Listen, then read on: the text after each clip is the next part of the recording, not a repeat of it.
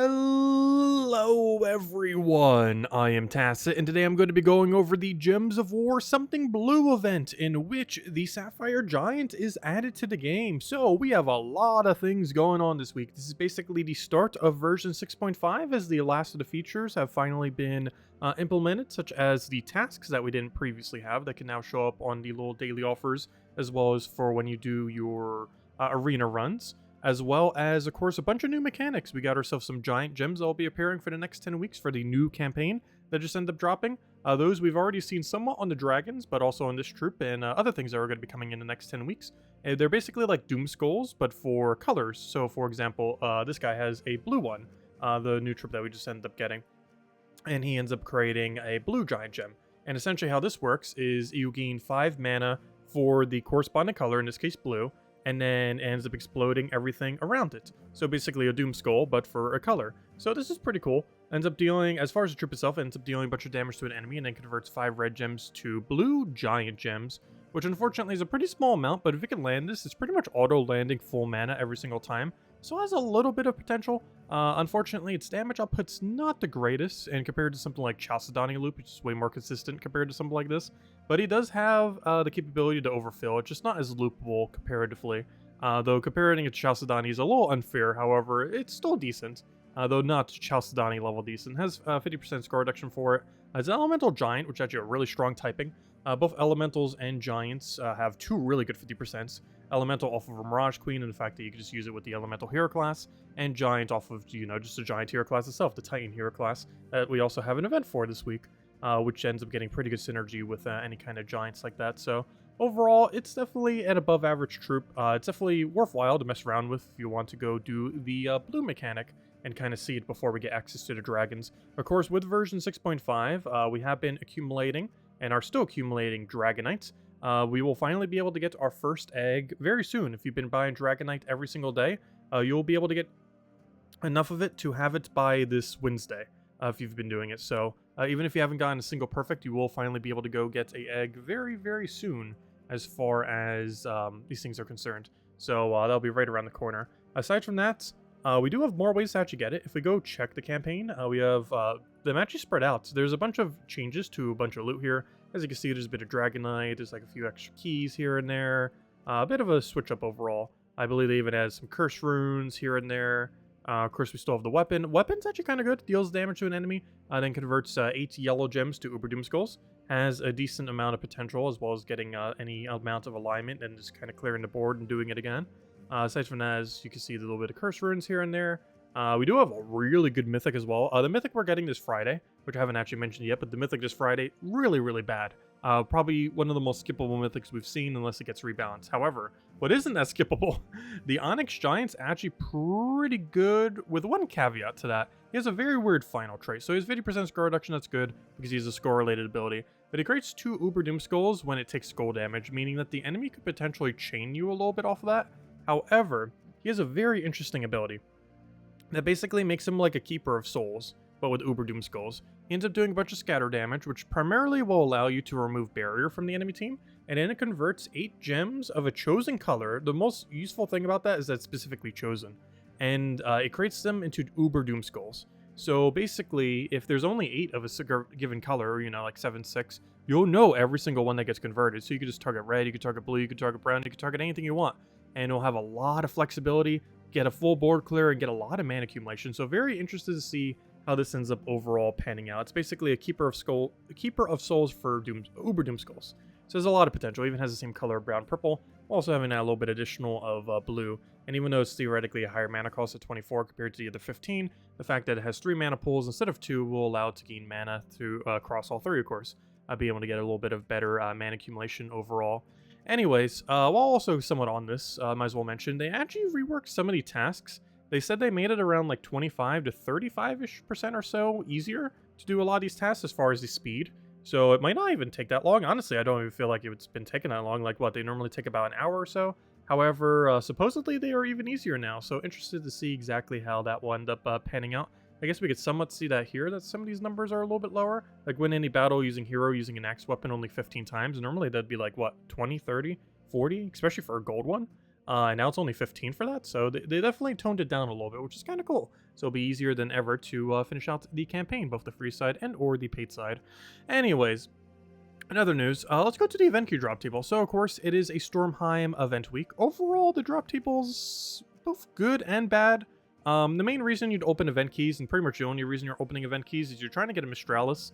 She is the better mythic. There is 2 mythics here. One is really bad, the other one is Mistralis. So Mistralis is one of only a few mythics in the entire game that has auto extra turn, which in itself is already insanely good. However, the main thing that this also ends up doing that's really nice is a jumbo auto extra turn into enchant. It is the best enchanter in the game while having a ability that can basically reset the board for you, which has a lot of potential while also being able to do damage pressure, and in many teams is basically getting a free cast, because most of the teams you end up using her on have a lot of excess brown or blue or yellow, normally brown more so than often than not.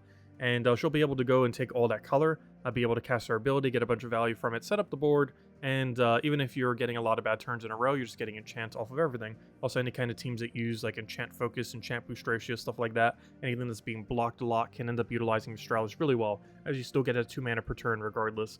Aside from that, it's a pretty average kingdom, a couple utility troops here and there. As far as what is and isn't in the event key drop table this week, every single thing you see here except for 5 things. Penguin, which is only from the Guild War thing. And the other 4 are, of course, the faction troops from the Frostfire Keep, which I don't see a single one. There it is. But the 4 from Frostfire Keep and the Penguin are not available in the event queue drop table. Everything else that you see here is indeed in the event queue drop table. But the main drop that you're looking for, if you're even bothered to open event keys at all, being Mistralis. Otherwise, you're doing it for some Kingdom Progress, as it is now 25 starable as of today. Oddly enough, Whitehelm is also 25 starable this weekend. However, if you did skip out on the other troop, the furthest you'll be able to get it is 24 star. However, it is technically 25 starable as of Friday as well. So that will be 2 25 star kingdoms in the exact same week, both Stormheim today and Whitehelm this Friday. Anyways, aside from that, of course, we have a Ward event. We're back to these now that we have the campaign started once again. Unfortunately, the scoring system for this is the most annoying thing ever. The main thing to kind of note is just don't take Fire Giant. It's like a 15-15 room where by the 31st room, as long as you don't take Fire Giant, you'll be good to go. Along the way, try not to take Fire Giant, Baldur, or the Skyrmer. And as long as you don't take those, or in the earlier fights, you're kind of be forced to. But as long as you try to avoid those, particularly just stay away from Fire Giant, as I say that as we have 4 Fire Giant options. Like, you're going to be fine for overall scoring. Because it's basically... The other 2 epics that aren't Barter and Ishesmer are worth the most. Then it goes to Legendary of Year or Fire Mantle. And then it's those 3 that you basically want to try to avoid. It's just a very, very weird overall format that is easiest remembered by just not taking Fire Giant. Anyways, aside from that, we do have... Actually, do we have a new weapon from that? I saw a weapon thingy there. Was that one of the old ones? Because I actually didn't check the Soul Forge earlier. No, we do not. Because one thing I did see when I was peeking at it, though I didn't actually like fully check it, there was a weapon here? Oh yeah, Zavira's Bolt! Yes, so this is one of those... I was wondering what that was. So this is actually a weapon added... Oh gosh, how many patches ago was this? Was this 6.2? Was that even earlier than that? I think this was even earlier than that. Gosh, what patch was this? However, this was quite a few ages ago that we ended up getting 6 new epic weapons for a bunch of kingdoms. And we are only missing 2 of them now. The Blackhawk one and the Silverglade one.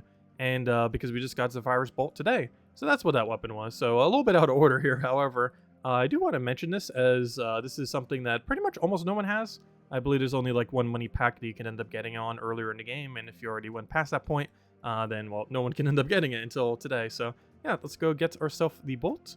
And there we go. 1 less weapon to have to deal with. And this is actually kind of good because Stormheim, if we go check our objectives right here, requires 12 upgraded weapons. And as you can see right here, basically you need this bolt, as well as everything else, to make sure you don't have to upgrade a Doom weapon. If you don't have every other weapon, you would actually be forced to upgrade a Doom weapon, in which case you'd want to do Doomed Hammer because the wand is completely useless. And the Hammer weapon category is probably like the 3rd best overall weapon category for Stormheim, or for, Doom weapons in general. Yeah, we'll go max this out. And there we go. Now we have the objective done, and we don't need to upgrade any Doom weapons. Perfect. Doesn't actually help us for anything right now, but at least that's one thing that's done. Of course, offers are did get tweaked. We do have some new ones. I haven't actually seen any here because, well, I didn't get any today. However, apparently there's a Nisha now. Free-to-play can end up getting Anu and the Epic one. Apparently there's Forge Scrolls. At this current moment in time, I'm not sure their current costs, so I can't really say if they're worth it or not. But for the most part, Forge Scrolls, if they're 100 or under, I would say are worth it. Nisha, if it's 1,000 or under, 100% always worth it. 1,500 or less, it's questionable if it's like the 1,000 to 1,500 range. If it's like 2,000 plus, probably not worth it, because you just really need like your last one. But that's more like situational as far as Nisha is concerned, because you know it takes forever and a half to end up getting a Nisha. And as far as the Forge Scrolls, if they're like 150 or 200 each, like you pretty much don't want to do that unless you just need like a few more to end up getting your upgrade. Because you might as well just wait for an event and mass buy them at that point, because you can mass buy them for like, well, 167. However, if you do like the first 6 tiers, I think it comes out to like a little under 100 each. So that's something to keep in mind. Of course, you can't always get them. Tower of Dooms occur once every 11 weeks, which takes absolutely forever for them to cycle.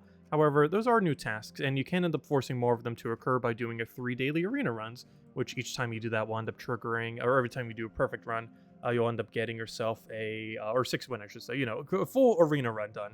You'll end up getting one of the 3 offers per day, and those can end up rolling any of those. Anyways, so we have a bunch of other stuff going on this week. This Tuesday we have Frostfire Keep. Wednesday we actually have a 6.2 pet. This pet has been around for, gosh, since like February, March. However, this is the first time that we were actually getting a pet event for it, so if you've not been able to get it whenever your guild got it, or your guild just hasn't gotten it, rotated it, you'll finally be able to go get it this Wednesday. It's been around for several months now, however, this might still be a lot of people's first time finally getting it, so you'll be able to do that then. It's a pretty useless pet, but it's not a cosmetic one, so it still does something. I think it's for a virus, if I'm not mistaken. Ends up giving him like a little bit bonus, which is mostly just an early game troop that never gets used otherwise, so pretty useless to most people. Anyways, Thursday we have a class event for Titan. Titan, pretty good early game hero class. If you're a newer player, definitely a good time to get a little bit of XP towards that, that's for sure. However, yeah, just pretty standard event. Some pretty funny teams too, because we have 20% bonus stats for the entire kingdom, and it's the highest HP durability kingdom, so you can get some really high stats. I think you can get over like 200 this week HP value at the start of battle, so that's pretty cool. And this Friday, we have 2 things going on this Friday. We have a new mythic coming out, which is the least relevant thing, because it's a pretty skippable mythic, really bad. We'll still be going over it. However, it's not that great and very skippable unless they're going to be tweaking it between now and then. And the other thing is Vault event. So this is the first Vault event since they've been sinking a little bit more gems with all of that dragonite and everything else. You know, the curse runes if you're getting those as well. The new tasks that we now have, all those offers, as well as doing the arena if you want even more of them. So between all of that, there's definitely more of a need than ever for gems as they keep adding, you know, slowly more gem sinks over time. So a great way to go replenish your gems is doing a Vault event. And Vault events occur about once every 6 weeks, and basically you just farm a bunch of Explore. You get a bunch of Vault keys. Those Vault keys convert to a bunch of different loot. We've been opening quite a few of them on stream recently, and you guys probably seen if you've seen any of those. There's a pretty wide variety of loot. You get 120 gem drops, 300 gem drops, 24 gem key drops, 18 event key drops. There's quite a few good things. All the tarot cards are in there if you're missing any. Actually, I should say all but 2. The 2 more recent ones, the one from the previous campaign and the one from the previous Kingdom Pass, are not in drop table yet. However, they will be in some point soonish. Anyways, aside from that, let's go over Soulforge. I did not actually look at this earlier other than that weapon that I caught, so let me just double check here. Wait, what is this strip again? Why do I forget you even exist? Deal a bunch of damage to all... Oh, I remember why. You're really bad. I remember why. Generally speaking, if I forget it exists, it is probably outstandingly, amazingly over-the-top horrible. If I completely forget it exists. That or it's slightly more recent, in which case it is both. But overall, it's a pretty skippable week. Nothing really overall worthwhile going for. Maybe Great King, I guess. Great King's kind of situational. More of like a kind of Guild War counter. Like, it's more of a counter troop. Like, you're using this thing to counter stuff. You're generally not using it in your primary team. It destroys all gems of a chosen color. All enemies of that color ends up taking a bunch of true damage, and our mana drains, silence, and frozen. This is pretty good if you can end up doing a cast of that twice to disable the entire team. Or if you're really lucky, the enemy is using 4 of the exact same color and you disables them all at once, particularly if that color happens to be blue, purple, or brown. However, overall, it's very situational. A lot of teams don't end up using it. There's better true damage options out there like Life and Death Weaver if you're really looking for an all-in true damage build. And it's just a very situational troop. A good situational troop, but a situational troop nonetheless. Anyways, as far as weapon, we kind of already went over this earlier. However, your main pickup is probably the weapon that wasn't available until basically today for most people, and that is the Sapphire Bolt. Aside from that, we have standard mana accumulating ones if you want to pick them up. Nothing like must-have here. So overall, pretty skippable on weapons unless you're just getting stuff for Kingdom Stars or for completionist sake and other similar purposes. Anyways, I believe that is just about everything that is happening this week. So let's go and start getting into a bunch of teams. So let's start from the top. All these will be in the description as well below if you want to go copy paste any of them for later. So as far as World Event, we have ourselves pretty much a Black Manacle into High King or High Forge spam. We use Apothecary to end up mana accumulating. We then keep spamming out Black Manacle and keep following it up with as many High King High Forges as we can. And basically just damage pressuring that way. And using Apothecary for the brown mana accumulation. Also has Cleanse if we happen to end up needing it. The next one we have here is basically spam Dwarven Gate to keep getting Black Manacle over and over again. Not only does this spam Barrier to keep you safe earlier on in the game, and it's also a common, so really accessible, but you'll also be able to go and cycle your weapon. It gives 5 mana to all other allies every single time you cast. Casting that twice will get all the 10 mana you need for Dwarven Gate, basically meaning once you've gotten 15 mana, 10 for your first gate and 5 for the next, you'll be able to go and infinite all your mana, keep that cycling over and over again. Every 3 casts you cast Black Manacle. It's a little bit towards the slightly slower side, however it is ridiculously safe and super accessible, requiring only 3 commons and a weapon you get really early on in the game for just brown purple mastery that you likely have by around level 200 or earlier. Next we have, I believe I actually showed this team last week, however still relevant because if it's a yellow blue, I want to say, yeah, it's yellow blue restriction because Frostfire keep. But yeah, it's a yellow blue restriction. So we still are able to use the Guards Avatar Sirquai and Hadley. Still a great time as always. Though we do have access to blue, so you can go down the Rowan route if you really want to. In this case, we have a Tesla team here, which kind of like Rowan. It's like inverse Rowan. Instead of doing, it still boosts based on armor, just boosts based on all the armor, instead of just simply Rowan's armor. And we use a Holy Saint Asher here to give half mana start to the Teslas, gives half mana start to all humans. Tesla's a human, does a bunch of true damage based on all the armor in play. And it's basically alternative Rowan in a sense. And it can go all the way since it keeps scaling constantly to the enemy team, because something like Rowan only scales to herself, whereas Tesla scales to not only her own team, but also to the enemy team as they scale upwards, and you can still armor buff to gain even more damage for it if you so choose, or just to stay alive. As far as pure factions, speaking of staying alive, it's literally just 4 Frostfire Wraiths. One of the reasons for this is he's really good at not dying. He has 65% score reduction, which is actually the lowest rarity troop in the entire game to have this high of a reduction, making it the most accessible like score reduction troop in the game. Unfortunately, its ability is kind of average, but in the context of pure faction, it's pretty good because it ends up stealing a bunch of life from the first enemy, and it says specifically steal, which is really relevant because steal means that you get to accumulate that life. So if you hit them for like 100 because of all the other bonuses, not only are you doing 100 true damage to them directly to their HP, but you're also gaining that life for durability, which gets even more value because, of course, you have 65% score reduction, making you pretty unkillable. Unfortunately, no spell reduction in there. However, you tend to just outkill the enemy just by spamming a bunch of them. Being very tanky, and as long as you have 3 of them going into the final fight, you should be perfectly fine. And lastly, of course, we have the Titan Hero class team. I wanted to show kind of standard old meta one. However, one of the reasons for this is it has a very funny amount of stats. If we go to bonuses, it has everything, but particularly a lot of HP. Like a lot of HP. Like I'm talking over 200 HP on every single unit, including Hero, obviously. But yeah, it's very bulky. It's very funny, especially with 20% on a given week like this. But yeah, you can run it for Thursday. You can run it for other things if you just want to mess around with it for the week. Honestly, it's a pretty fun team. I still enjoy it. It's pretty old meta though, comparatively. But overall, I don't know, I still enjoy the team. It's a fun one, and definitely usable for Thursday if nothing else, if you only want to use it for that. And we just have Dawnbringer as it's kind of classic for this team. Though you can end up replacing it with something cheaper if you mess around with the banner and such, like replacing out for Black Manacle or similar AoE weapon to kind of hold down the line. Anyways, guys, I believe that is absolutely everything. We'll be continuing everything tonight, as we do every single night, 8 p.m. Eastern Standard Time. We'll be doing all of the chapter tasks, seeing exactly how they tweaked it, getting some more dragonite. Who knows, we might even get lucky and almost have all the dragonite we need. I believe technically that will end up happening on either Tuesday or Wednesday, but who knows, maybe we'll finally get our first perfect dungeon run, as I still haven't gotten one yet, but we'll get it at some point.